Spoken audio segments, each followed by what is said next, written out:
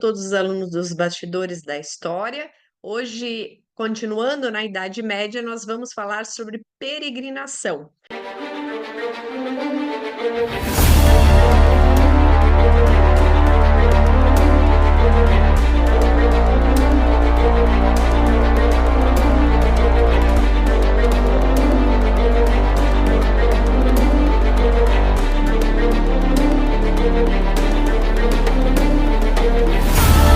Então, esse fluxo de peregrinos, segundo alguns estudiosos, teria diminuído porque eles estariam indo para a Terra Santa.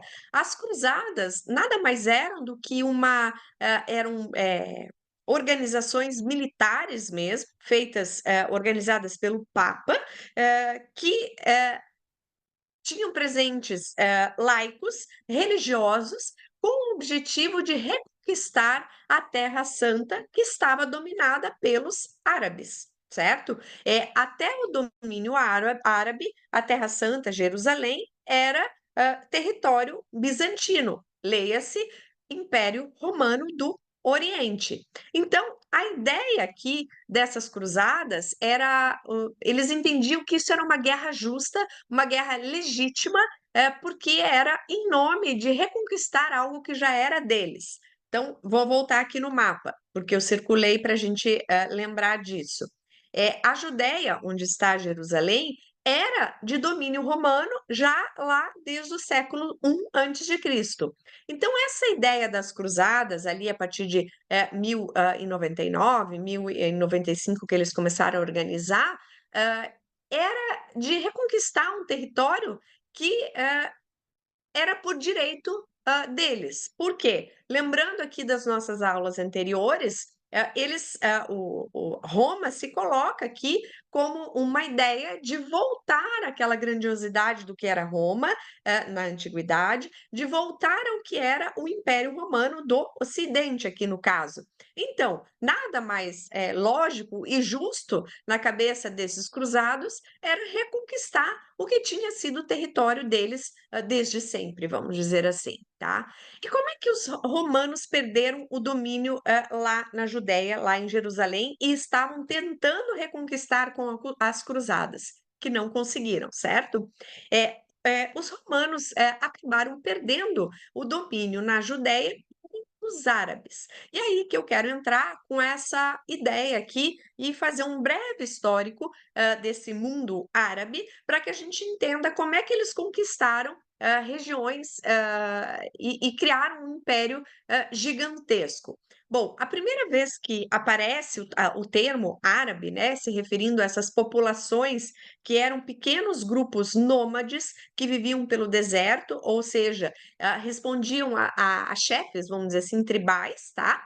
Mais ou menos como levam a vida hoje os beduínos lá no deserto, a gente ainda tem os beduínos, é uma vida bem diferente do que a gente vê tradicionalmente nas cidades, e eles acabam vivendo como nômades no deserto, e apesar de parecer assim uma vida absolutamente não vivível, vamos dizer assim, é, eles acabam dominando esse mundo desértico e vão se desenvolvendo aos poucos. Por quê? Esse deserto arábico era um ponto importante de passagem de mercadorias, de comércio. Então, esses árabes que viviam então já ali em torno de 850 a.C., quando aparece nos primeiros documentos, vão aos poucos, não nesse início aqui, lógico. No início, eles eram dominados pelos outros povos que existiam na região. Eles vão começar, aos poucos, a se especializar no comércio. E a primeira cidade importante que nós teremos será Petra, que vai nascer justamente por essa oportunidade de comércio. Se a gente visita Petra, a gente tem a sensação exata do quão inóspito é esse local. No meio do deserto, Petra vem de pedra, né? Ou seja, é uma cidade que foi escavada na rocha, literalmente, e que dá a sensação para gente que era impossível existir uma cidade nesse local. No entanto, os nabateus, que é uma desses povos árabes, que aparecem já ali em torno do século IV a.C., existe uma discussão sobre essa data também, vão acabar se estabelecendo nesse local aqui, e aparentemente inóspito, vão criar sistemas de aqueduto e vão desenvolver um comércio muito importante. E vão se desenvolver principalmente pelo comércio de incenso. Parece estranho, mas o incenso, na época, se encontrava somente lá no Iêmen, que, se vocês olharem no mapa, vocês vão ver que o Iêmen está ali no outro ponto do deserto arábico. Então, o que, que acontece? Eles faziam esse comércio de uma mercadoria importante. Importante para quem? Para eles? Não. Os romanos, por exemplo, os gregos, esses povos aqui que viviam usavam nos rituais em honra aos deuses incenso e também nos funerais. Então, era uma mercadoria importantíssima que acabou enriquecendo os nabateus, que tinham relações com vários outros povos, justamente por essa questão principal deles de comércio, né? Com isso, a gente vai ter uma arquitetura ali em Petra, que eu não vou entrar em detalhes hoje, mas teremos uma arquitetura que vai ser influenciada por diferentes povos, uma arquitetura que vai ter toque grego, que vai ter toque da Mesopotâmia, dos romanos, e os romanos vão ter relações comerciais com os nabateus, e no começo não vão dominar os nabateus, mas depois, aos poucos, vão acabar dominando até que definitivamente em 106 depois de Cristo os romanos vão praticamente destruir aqui os nabateus. Mas os povos árabes aqui não desapareceram, eles continuaram. E aí, já que eles perderam aqui Petra, era preciso formar um novo reino, vamos chamar assim. E aí vai surgir Palmira, que também tinha uma posição estratégica na Síria. E ali começa a surgir, sim, a ambição de poder e não só comercial. Então, enquanto aqui ainda a gente tinha esses povos árabes com a ideia de estabelecer um comércio de enriquecimento, mas sem pensar, vou dominar os romanos, vou dominar os egípcios, ok, foi indo. Agora, já que em Palmira vai vir uma nova mentalidade, eles vão querer dominar os romanos e vão atacar os romanos. E aí não vai dar certo para eles vão acabar perdendo lá no século III, e, inclusive, a rainha Zenóbia vai se matar. Vão desfilar com ela por Roma e tudo mais, enfim. Bem, quando é que os árabes vão ter uma grande virada? Com o nascimento de Maomé. Então, aí sim, mesmo que já antes de Maomé existisse vários tribos árabes aqui, ou de origem árabe, é, quando a gente vai ver, de fato, o crescimento árabe, de um império árabe, vai ser a partir de Maomé, que nasceu em Meca em torno de 570. E nada mais era do que um outro descontente com o mundo no qual ele vivia, descontente com a forma com a qual se tratava a religião naquele momento, descontente com uma série de coisas que acontecia. E ele vai viver assim por cerca de 40 anos, quase como um monge aqui, entre aspas, né? Mas nessa vida solitária de reza, onde ele ia para o monte rezar, até que em torno de 610, ou a gente encontra essa data 610, ele vai dizer ter recebido a revelação e vai começar a pregar uma nova religião monoteísta, e assim vai nascer o islamismo, certo? Ele vai falecer em Medina no ano de 632. Então, nós temos aqui como três cidades principais aqui para a religião islâmica. Meca, claro, que é onde nasceu Maomé, Medina, onde faleceu Maomé, e Jerusalém. Já já eu chego ali. E com isso, já ali no final da vida de Maomé, vai começar começar a difusão da fé islâmica, que vai acontecer de forma muito rápida.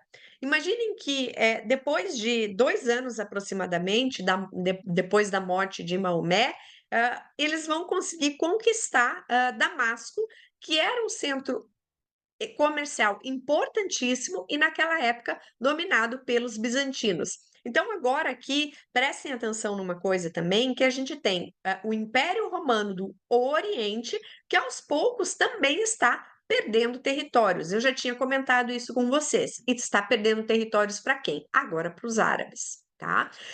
Então eles vão perder Damasco, e vão entrar dentro de um pensamento que era o que Maomé dizia de tolerância religiosa. Então, eles não tinham a intenção de impor ou de acabar, exterminar as outras religiões. Tanto é que nos primeiros anos a gente vê em Damasco os muçulmanos e os cristãos usando o mesmo local de culto, o mesmo espaço, o mesmo edifício.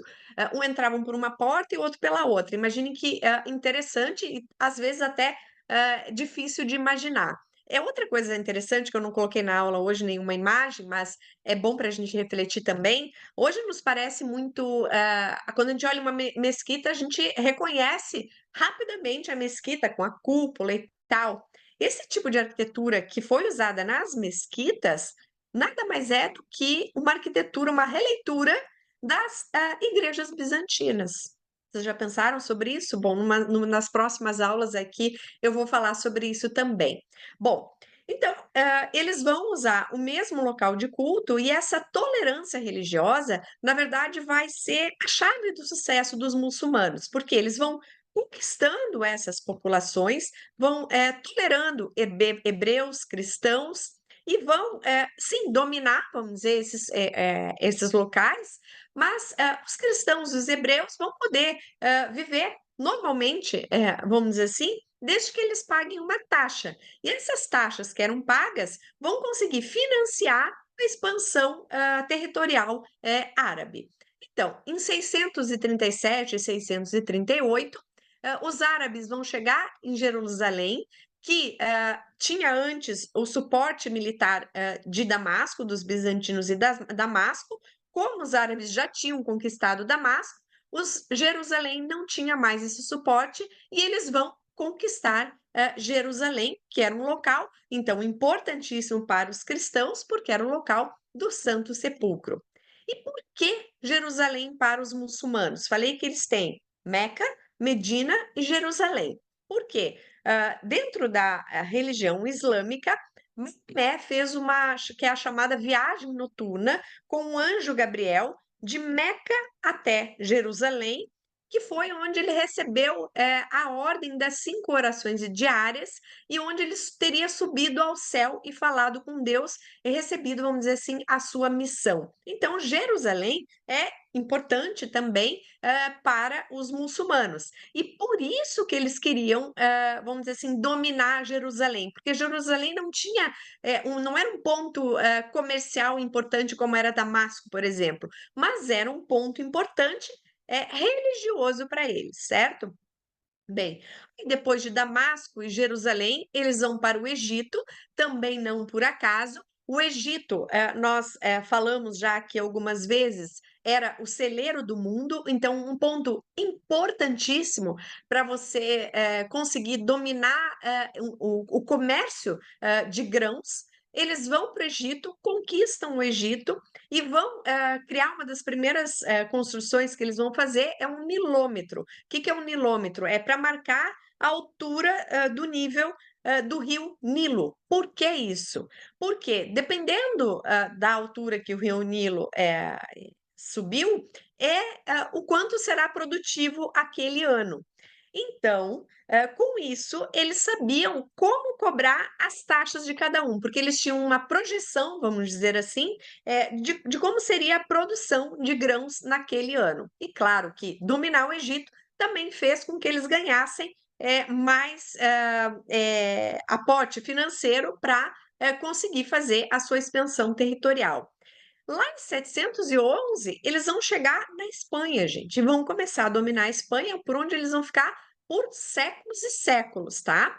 Eh, inclusive vão chegar em Córdoba primeiro, onde tem uma mesquita maravilhosa também, preciso fazer uma aula dela para vocês.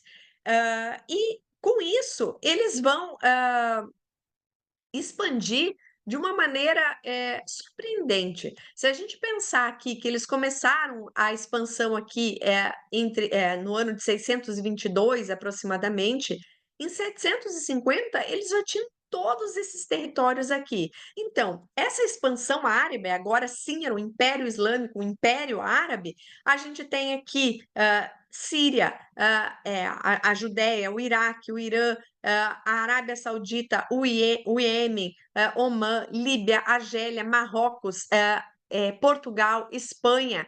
É realmente incrível o quanto eles conseguiram crescer. E aí agora a gente tem que fazer um outro raciocínio que a gente fala pouco também, mas se a queda do Império Romano ali foi motivada bastante pelo fluxo intenso de bárbaros vindo do norte, que normalmente a gente fala dos godos, dos visigodos, dos estragodos e etc., também houve, vamos dizer assim, um segundo grande fluxo bárbaro, e bárbaro aqui daí no sentido que não era romano, né?